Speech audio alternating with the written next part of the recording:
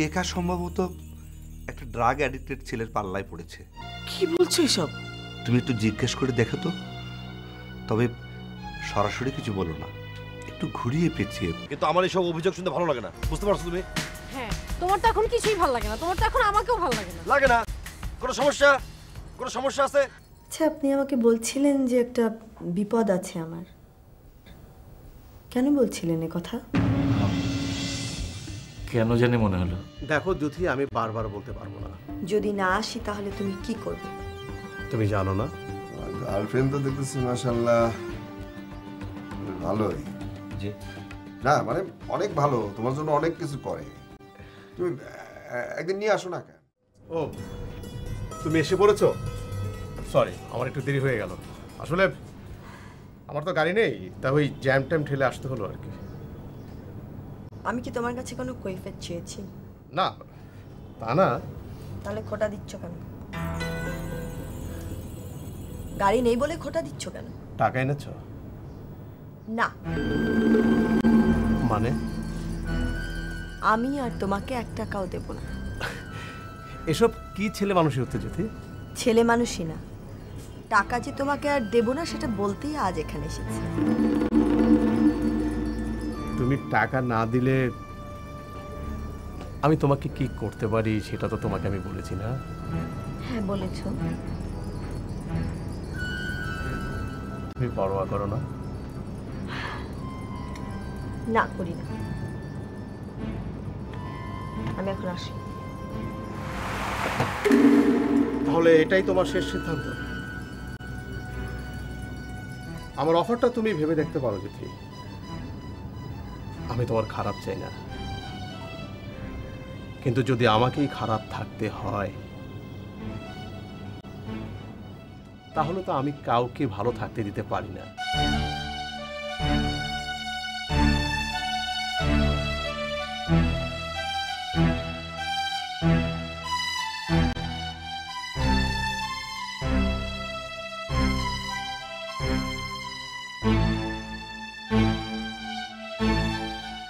আচ্ছা, তোমার বড় ভাইয়ের কাছে আমার কেন যেতে হবে? আচ্ছা, তোমার যেতে আপত্তিটা কোথায় এটাই তো বুঝতে পারছি না। আপত্তি থাকবে না মানে কেউ ডাকলেই কি আমাকে যেতে হবে নাকি? তোমার স্বভাবটা কি জানো? তুমি শুধু শুধু পেঁচাও। তুমি আমাকে বিশ্বাস করে আমার সাথে কোথাও যেতে চাও না, এটা হচ্ছে কথা। বাবু থাক, লাগবে না। হাফিজ ভাই খুব করে বলছিল তাই বললাম, তাছাড়া আমি ওনাকে কথাও দিয়ে ফেলেছি। আচ্ছা, তুমি আমাকে জিজ্ঞেস না করে কেন কথা দিয়েছো? ও, তার মানে তোমার ব্যাপারে কোনো সিদ্ধান্ত নিতে হলে তোমার অনুমতি দরকার? হ্যাঁ হ্যাঁ, সেটাই কি স্বাভাবিক না? দেখো কেকা, লোকটা আমার ক্যারিয়ারের ব্যাপারে অনেক দৌড়দৌড়ি করছে, হ্যাঁ, যা আপন মানুষও করে না, তাই তার গুরুত্ব আপন মানুষের চেয়ে অনেক বেশি, বুঝতে পারছো? ঠিক আছে, কিন্তু তুমি এত এক্সাইটেড হচ্ছ কেন? তাহলে চলো, প্লিজ চলো চলো।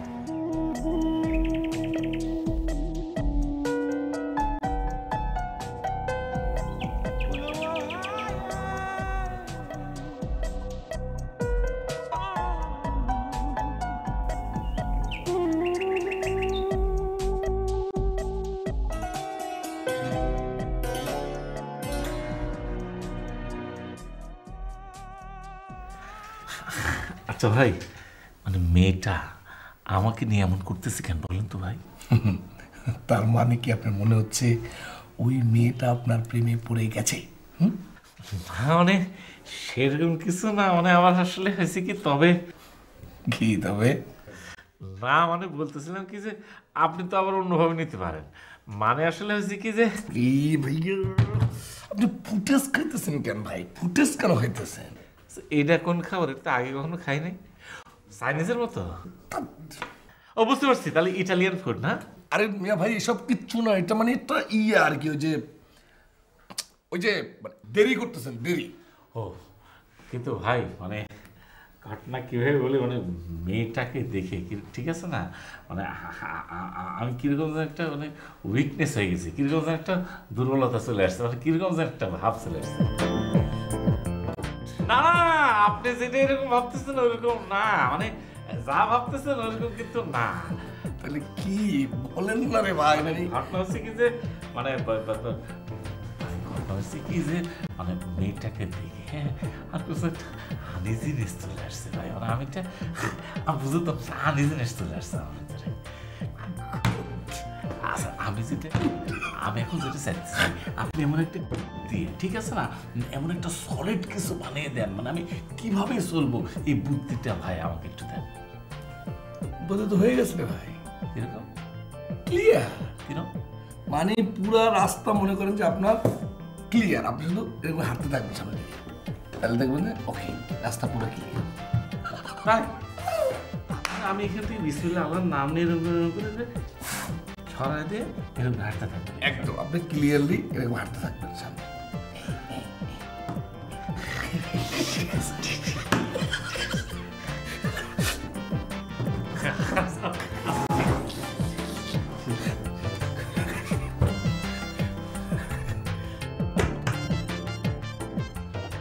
হাফিজ ভাই সালাম আলাইকুম। আরে বাবুজি আসো আসো আসো, বসো বসো বসো বসো বসো। ইয়ে হাফিজ ভাই আপনি ব্যস্ত না তো? হ্যাঁ না না না, ব্যস্ত কিসের ব্যস্ত? তুমি আসছো, তারপর মেহমান নিয়ে আসছো, কিসের ব্যস্ততা? যত ব্যস্ততাই থাকো ওগুলো কোনো ব্যাপারই না। ইয়ে হাফিজ ভাই আপনি কেকার কথা বলছিলেন না? হ্যাঁ কেকা। ওয়ালাইকুম আসসালাম। কিন্তু ওকে যে তুমি সত্যি সত্যি একবার সাথে করে নিয়ে আসবা এটা কিন্তু আমি ভাবি নাই। আমি আপনাকে কথা দিছি না, আপনি বলছেন আমি কথা না রাখতে পারি বলেন? কেকা ভালো আছো তুমি? বাবু তুমি কিছু খাবার নিয়ে এসো। ভাইয়া থ্যাংক ইউ, আসলে এখন কিছু খাবো না।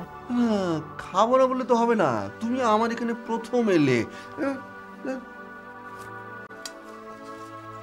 না খেলে হবে না। অসুবিধা নেই হাফিজ ভাই খুব ভালো মানুষ, অসুবিধা নেই। না কোনো কথা শুনবো না আমি, না নিয়ে আসবা। আরে অসুবিধা নেই, হাফিজ ভাই খুব ভালো মানুষ, বুঝলেন? অসুবিধা নেই। তাহলে আমি তাড়াতাড়ি নিয়ে আসি। তুমি তাহলে কথা বলবে আসতেছি।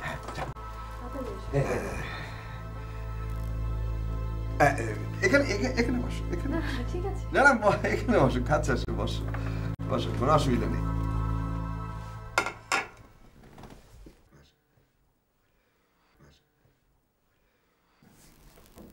এবার বলো তুমি কেমন আছো? জি ভালো। আচ্ছা আমাকে দেখে কি খুব বয়স্ক মনে হয়? আমার বয়স কিন্তু বেশি না, তোমাদের মতোই 71 বছরে এদিক ওদিক হতে পারে। তুমি আমার সঙ্গে যে কোনো গল্প করতে পারো, পারো পারো। হ্যাঁ বলো। জি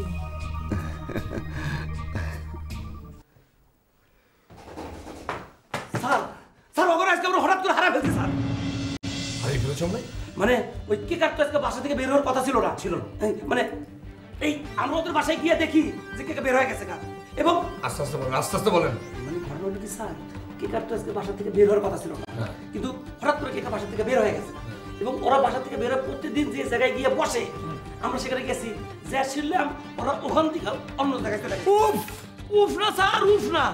উফ না তাইলে কি? স্যার বিষয়টা আমরাও বুঝতে পারতেছি না। ছেলেটার সাথে গতকাল কি ঝগড়া হইলো, আজকে যে আবার কেন দেখা করতে গেল? আচ্ছা আচ্ছা, ছেলেটা খারাপ কিছু করবে না তো? স্যার ছেলেটার উদ্দেশ্য ভালো না, এটা পরিষ্কার, কিন্তু কে কাজে কেন বুঝতে পারতেছে না।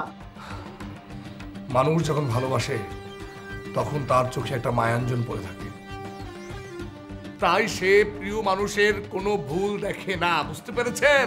তাই হবে স্যার। স্যার কিন্তু মেয়েটা যদি কোনো ক্ষতি হয়? স্যার মেয়েটা যদি নিজে তার নিজের ক্ষতি ডেকে নিয়ে আসে তাহলে আমি ঝড় বাদল করবো নাকি? না, আমাদের কিছুই করার নাই, কারণ মেয়েটা তো নিজেই নিজের ক্ষতি ডেকে নিয়ে আসছে। হ্যাঁ ওই মেয়েটা নিজেই নিজের ক্ষতি ডেকে নিয়ে আসছে। থামেন, থামেন। যান। চলেন।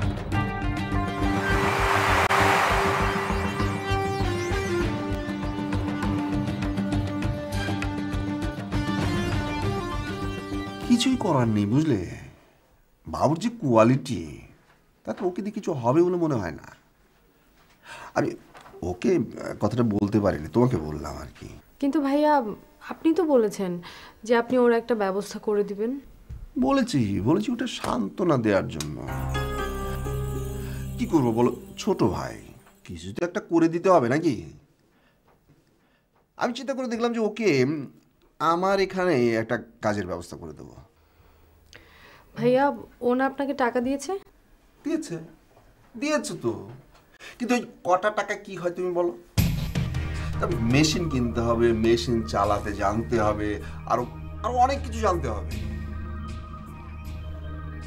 ঠিক আছে, কিন্তু আমরা আসলে ওই যে মানে বিয়ের ব্যাপারটা ভাবছিলাম। জানি জানি জানি আমি আমি তোমার ব্যাপারটা জানি।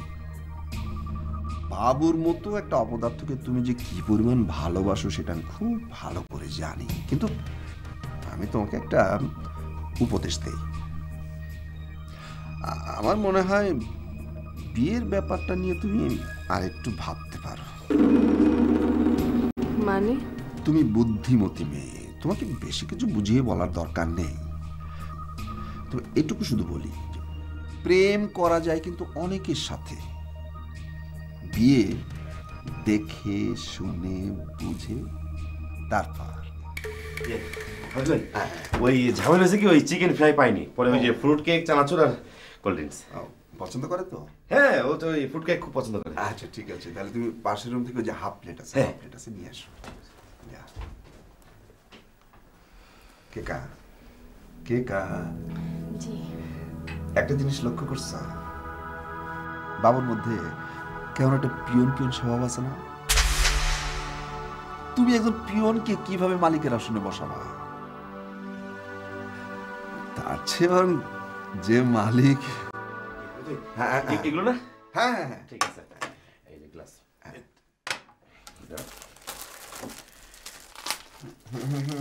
সাবধানে করো, নষ্ট করো না। তুমি শুধু প্লেটে দাও। হ্যাঁ, পরিবেশনটা আমি করছি, যেহেতু আমার মেহমান আমি পরিবেশন। ঠিক আছে। কেকা, it's for you. হ্যাঁ, ওটা খুলে দাও।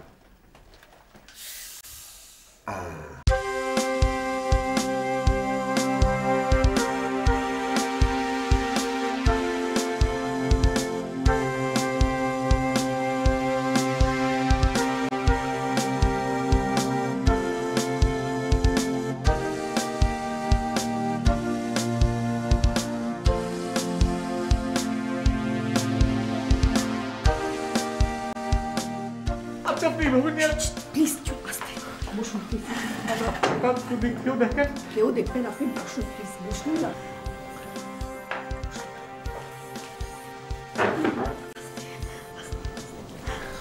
আপনাকে বলেছি না আমার একটা বিপদের কথা? জি বলেছেন। বসুন প্লিজ, আপনি বসুন। মানে আমি ভাবছি যে আমার এই বিপদের কথাটা আপনাকে বলতে হবে। জি বলেন। একটু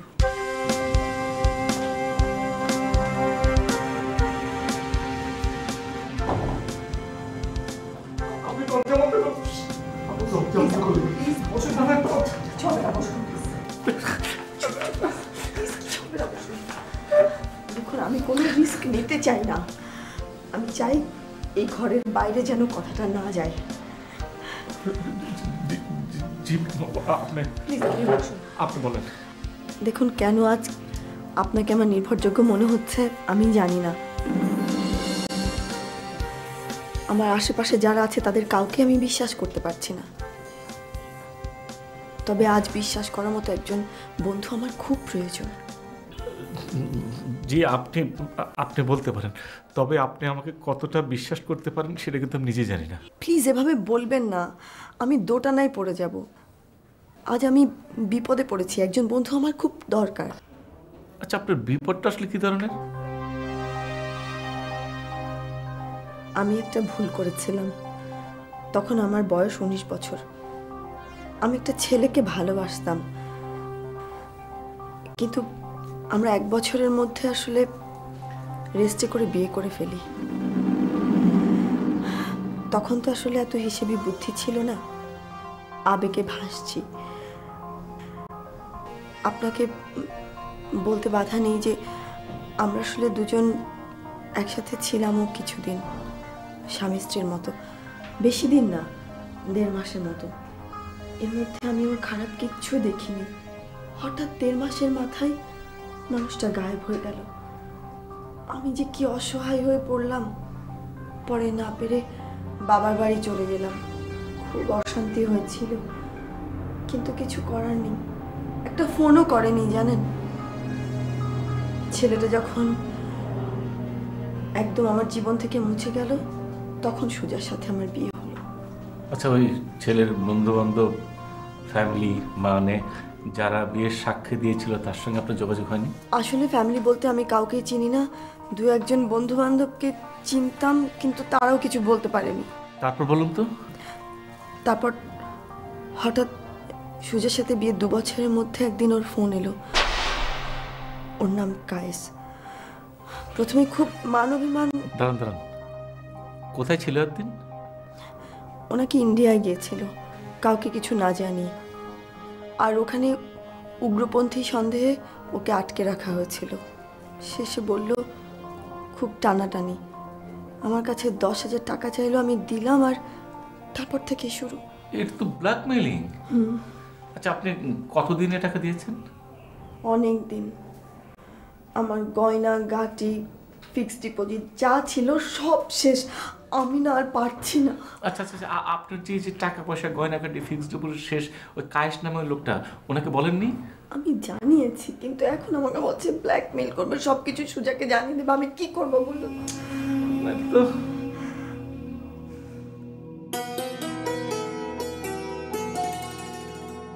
তোমার বলছিলাম না, হাফিজ ভাই দারুণ মানুষ, তোমার ভালো লাগবে। কি বলো, ভালো লাগে নাই বলো? না, ভাল লাগেনি। কি বলো তুমি? হাফিজ ভাইকে তোমার ভালো লাগে নাই?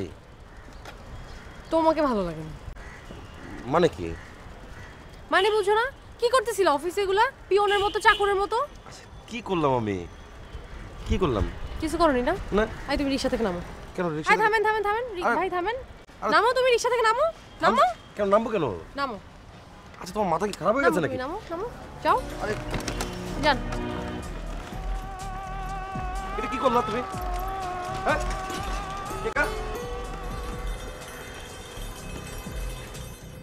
আর তাই আপনি সুজা ভাইকে ব্যাপারটা জানাতে যাচ্ছেন না? কেন চাইবো? কে চায় তার সুখের সংসারে আগুন জ্বালাতে? আচ্ছা, তার কোনো যোগাযোগের নাম্বার আছে? আছে, কিন্তু সে বারবার সিম কার্ড পাল্টায়। দিন তো।